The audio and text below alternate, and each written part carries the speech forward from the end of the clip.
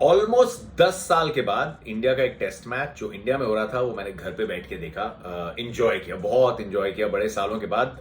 Not obviously as much enjoyment जितनी आप ground पे करते हैं, but it's a welcome break and what a day for test cricket. तो हम बात करने वाले हैं इंडिया इंग्लैंड के टेस्ट मैच की, क्योंकि ब्रेक से वापस आ रहे हैं, बहुत लंबा ब्रेक भी ले लिया यूट्यूब पे and prioritizing some other things in life. और उसी के साथ साथ वेस्ट इंडीज ऑस्ट्रेलिया, यार Shamar Joseph, emotional scenes, Brian Lara की आंखों में आंसू, कार्ल हूपर का एक वीडियो आया किसी कमेंट्री बॉक्स से, उनकी आंखों में आंसू। It just tells you West Indies की टीम, यार जो हमने कहानियां सुनी है उनकी, जो अभी भी सुनते आते हैं, West Indies is that team जो चाहिए इंटरनेशनल क्रिकेट को। एंड एक चीज, ये 2 टेस्ट मैच की सीरीज बिल्कुल बंद हो जानी चाहिए, बिकॉज 2 टेस्ट मैच की सीरीज या तो एक बड़ा बोर्ड किसी छोटे बोर्ड पे ऑलमोस्ट एहसान कर रहा है कि चलिए आइए, हम वैसे तो फेवरेट्स हैं, हम आपको 2 टेस्ट मैच दे देते हैं, या फिर आप थोड़ा शेड्यूल मिल नहीं रहा, आप चाहते हैं 2 अच्छी टीम्स खेले, लेकिन फायदा क्या होता है यार, सीरीज 1-1 पे खत्म हो तो सीरीज क्या हुई, क्योंकि जीता कौन। आप स्पोर्ट किस लिए खेलते हैं? आप स्पोर्ट खेलते हैं जानने के लिए कि over a period of time एक कंपटीशन में कौन बेहतर खेला। तो जब एक पे खत्म हो सकती है because of scheduling, so that does not make any sense. तो टेस्ट मैचेस की सीरीज हमेशा 3 मैचेस की होनी चाहिए, ये गुजारिश है।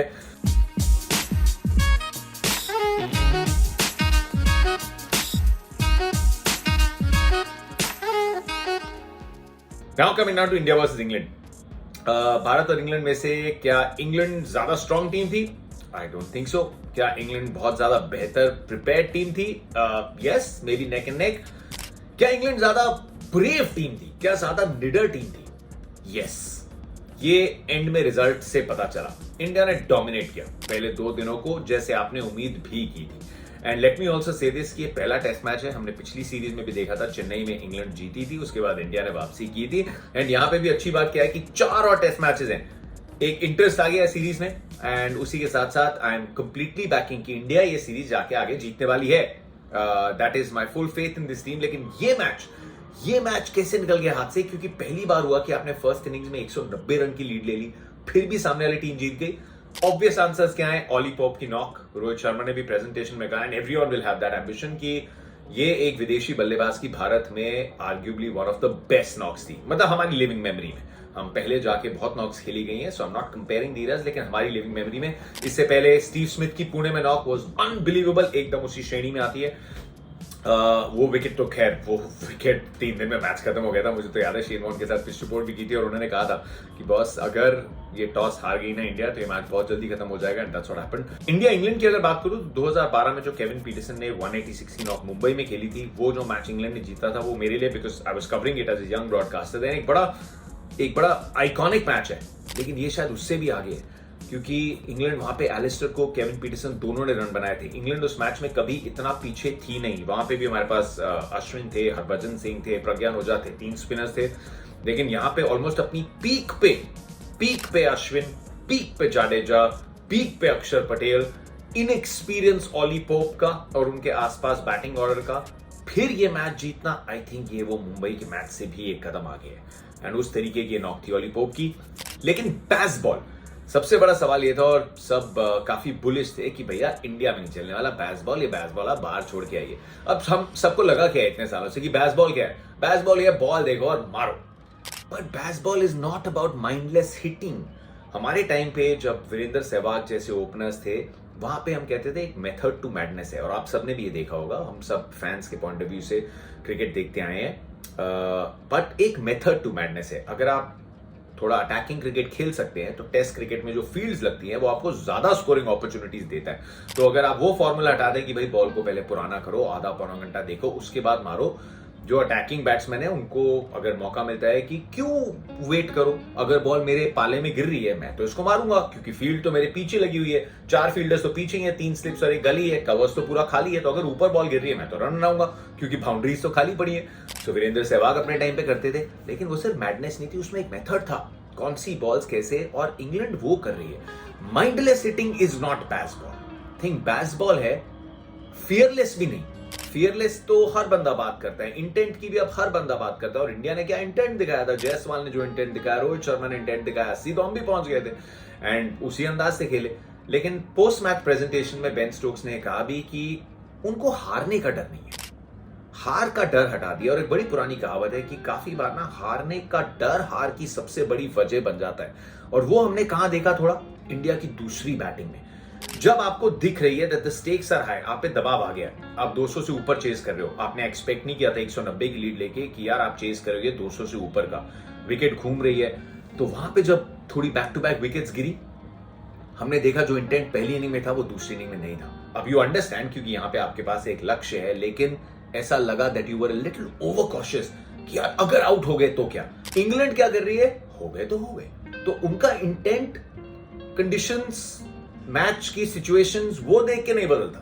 और शायद ये सबसे ज्यादा जो ब्रेंडन मैकलम ने और बेन स्टोक्स ने किया है कि बेसबॉल मतलब जब मैं अंदर जा रहा हूं, मेरी क्लैरिटी ऑफ थॉट है कि मेरे पे कभी कोई पिन पॉइंट नहीं करेगा ये मैच आपकी वजह से हार गए। क्योंकि टीम अगर आप अच्छा खेल रहे हो, उस फिलॉसफी पे खेल रहे हो, तो वो ये सोच रहे हैं कि आप ज्यादातर मैचेस जीत जाओगे।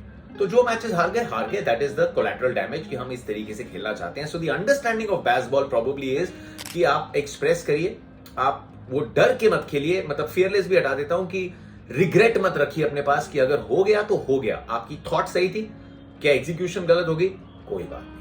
सो ये लिबरेट करता है, वो कहते हैं ना कि आजादी देता है, वो बेड़ियां तोड़ देता है। और शायद दूसरी इनिंग्स में ऐसा लगा हमें कि थोड़ा सा कॉशियस थे हम, थोड़ा ज्यादा बंदिशों में थे। अब पहली इनिंग्स में क्या हो सकता था, बहुत अच्छी बैटिंग करी, चाहे वो जायसवाल हो, चाहे रोहित हो, चाहे शुभमन, सबको स्टार्ट्स मिली, लेकिन जितने भी बैटर्स 80 वगैरह के पास पहुंचे थे, रोहित शर्मा की बात से बिल्कुल अग्री करता हूं कि कोई माइलस्टोन के लिए नहीं खेला, ना खेलना चाहिए। लेकिन एक शायद वजह है ना, जब बोलते हैं कन्वर्जन्स या टेस्ट मैच क्रिकेट में 190 की लीड ली, ऐसा नहीं है कि टाइम खत्म हो रहा था टेस्ट मैच में कि आप जल्दी खत्म करना चाहते थे पारी को। अब सोचिए भाई, अगर 190 की लीड 300 की हो जाती, एंड दिस इज नॉट कि बैटर्स अपने हंड्रेड्स के लिए खेलते, लेकिन आप सेट हैं, आंख जमी हुई है, थोड़ा अगर और आप कहीं परसेंटेज खेलते हैं, नॉट बीइंग टू क्रिटिकल, लेकिन अगर सोचिए वही लीड 275 300 की हो जाती, तो ये नतीजा नहीं आता। बिकॉज तब जो दबाव होता है इंग्लैंड पे वो 190 का नहीं है, and things could have been different. तो it's a completely personal thought of mind that could have been more runs without changing too much of an intent. ऐसा नहीं है कि आप एकदम बकल डाउन कर जाओ, यार मेरा 100 आ रहा है, आप 100 के लिए खेल रहे हो यार, लेकिन आप इतनी अच्छी फॉर्म में खेल रहे हो, आपने 80 85 90 के आसपास पहुंच गए हो, तो अगर आप 130 140 150 बनाते रहोगे तो वो और आप बड़े कर सकते हो, क्योंकि रन्स तो अच्छी रेट से बन ही रहे हैं, तो और रन्स क्यों ना बना जाए। और क्योंकि आप जानते हैं कि विकेट और ज्यादा घूमने लग जाएगी, सो A little bit of the pressure could have been put more on England उस टाइम पे, और थोड़े रन बनाए जा सकते थे, 250 275 के आसपास बन जाते, 300 बन जाते, तो मैच एक तरफा था, सेफ्टी आपकी ऑलमोस्ट गारंटीड थी।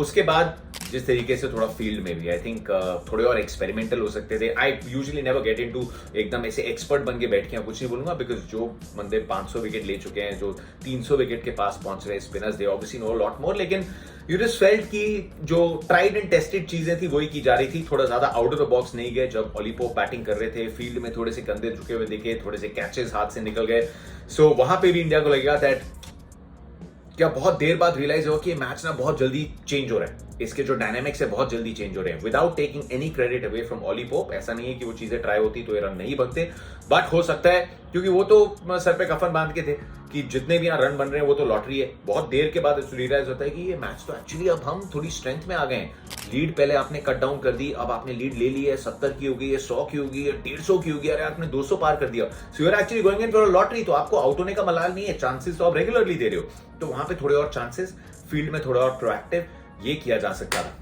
Anyway, still think India are favorites, बस विशाखापट्टनम में और ना घुमाया जाए विकेट को। ये अच्छी विकेट थी बॉस, हैदराबाद में अच्छी विकेट थी, बहुत मजा आया, 4 दिन तक सॉलिड टेस्ट मैच चला। लेकिन अगर कहीं सोच हो जाती है कि ऐसे रन बन रहे हैं कि विकेट ना थोड़ी और अगर स्पिन हो जाए, आई जस्ट थिंक कि ये जो इंग्लैंड का बॉलिंग लाइनअप है, टॉम हार्टली फैंटास्टिक, क्या डेब्यू किया, और बेन स्टोक्स ने जो पहले इनिंग में उनको स्पेल बढ़ाते गए, that shows his character as a captain. Jaiswal छक्के मार रहे हैं, बहुत रन बन रहे हैं, लेकिन उनके मन में क्या चल रहा है कि बॉस इनसे बॉलिंग तो करानी है, तो मैं अगर इसको 2 ओवर के बाद बॉल ले लूंगा, इसको बोलूंगा चलो अब आप जाके फाइन लेग पे या कहीं फील्डिंग करो, वो वहां पे ये सोचता रहेगा कि यार मैं वापसी नहीं कर पाया, मैं थोड़ा भी कॉन्फिडेंस गेन नहीं कर पाया। तो उन्होंने लंबी स्पेल दी, इसमें 2-3 कम से कम अच्छे ओवर डाले, एंड फिर उन्होंने बैट के साथ कैरेक्टर दिखाया, एंड इस bowling in the second innings was fantastic. लेकिन ये बॉलिंग थोड़ी विकेट से भी है, विकेट में इतनी मदद थी। आप अगर कंपैरिजन करेंगे जाडेजा, अश्विन और अक्षर का, तो आपको इस इंग्लैंड के स्पिनिंग लाइनअप के सामने आप कंपैरिजन नहीं कर सकते, बिकॉज हमारे स्पिनर्स बहुत आगे हैं। बुमराह ने जो क्लास दिखाई, सिराज की जो क्लास है, I think overall our batting is fantastic, bowling is fantastic किन्हीं भी कंडीशंस के लिए। तो अगर विकेट थोड़ी और कम घूमेगी तो वो प्रॉब्लम इंग्लैंड के बॉलर्स के लिए होगी, वो थोड़ा काम आसान हमारे बैटर्स के लिए करेगी, क्योंकि अगर एकदम थोड़ी और फ्लैटिश कंडीशंस मिल गई तो हमारे बॉलर्स तो तरीका ढूंढ लेंगे इन अ 5-day पीरियड, लेकिन आई थिंक ये बॉलिंग लाइनअप स्ट्रगल कर सकता है। So overall fantastic start of the series अगर आप एक कॉन्टेक्स्ट के पॉइंट ऑफ व्यू से देख रहे हैं। सो लुकिंग फॉरवर्ड कि इंडिया कैसे रिस्पॉन्ड करती है, but all credit to England, Ben Stokes, Brendon McCullum, Ollie Pope, पूरी टीम जिस तरीके से उन्होंने ये मैच जीता। आसान नहीं है भारत में मैच जीतना, और ये बहुत बहुत हाई क्लास विन है, बहुत हाई क्लास विन है। टू बेन स्टोक्स टू से कि जब से वो कैप्टन बने ये सबसे बड़ी जीत है। I think it's a great compliment to India कि इतना बड़ा माना जाता है इंडिया में आके जीतना। That is what India has achieved over the last 10 years and we are very proud of that and we should be proud of that. And मजा आएगा सीरीज में। Visakhapatnam expecting India to bounce back, लेकिन अभी के लिए England they were definitely more brave.